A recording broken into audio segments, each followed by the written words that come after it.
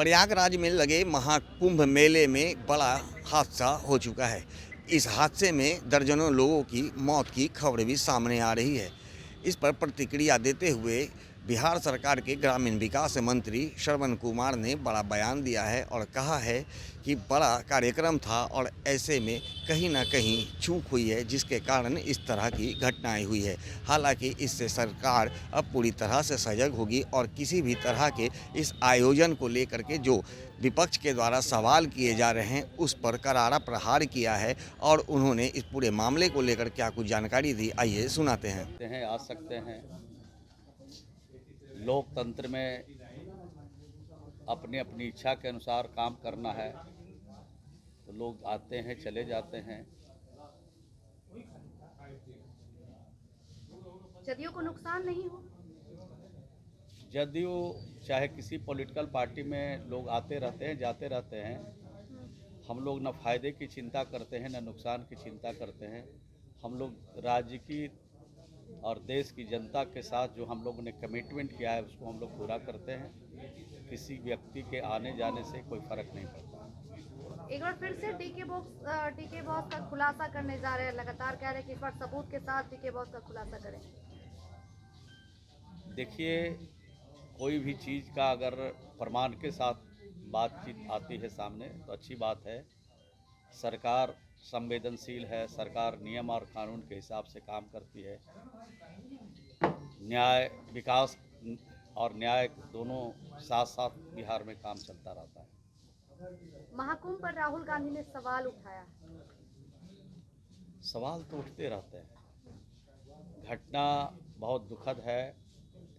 घटना से हम सब लोग देश भर दुनिया भर के लोग मर्माहत है और इसे बड़े कार्यक्रम में कुछ न कुछ कभी कभी चूक हो जाती है। तो ऐसी घटनाओं पर कुछ चूक हुई है तो सरकार उसकी समीक्षा करे, आगे भविष्य में इस तरह की गलती नहीं हो, इसके लिए वहाँ की सरकार को सचेत रहना चाहिए।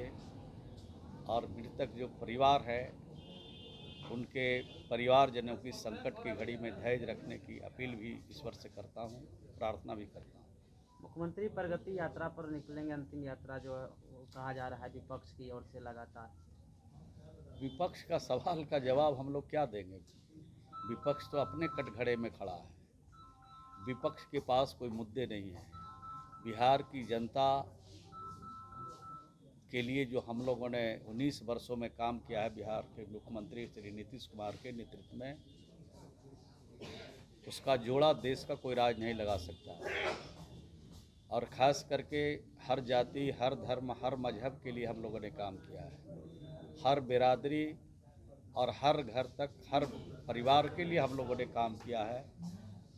तो निश्चित रूप से बिहार की जनता एनडीए के पक्ष में है, बिहार की जनता नीतीश कुमार के पक्ष में है और 2025 में जो चुनाव होने वाले हैं उस चुनाव में भारी बहुमत के साथ नीतीश कुमार जी बिहार में सरकार बनाएंगे। सर, निशांत को लेकर जो चर्चाएं हैं जदयू में आने की, जिस पर अगर बीजेपी की बात करें तो चुप्पी साधते, जिस पर विपक्ष सवाल खड़े कर रहे कि बीजेपी नहीं चाहती कि निशांत शामिल हो जदयू में।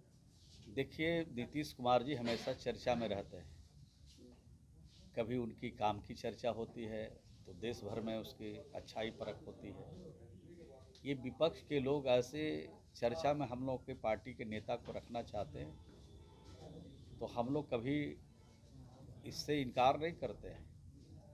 लेकिन बिहार को जिसने रसातल में पहुंचाया, जिनको 15 साल तक बिहार में काम करने का अवसर मिला और 15 सालों में बिहारी कहलाना अपमान का विषय था, आज बिहारी कहलाना स्वाभिमान का विषय है।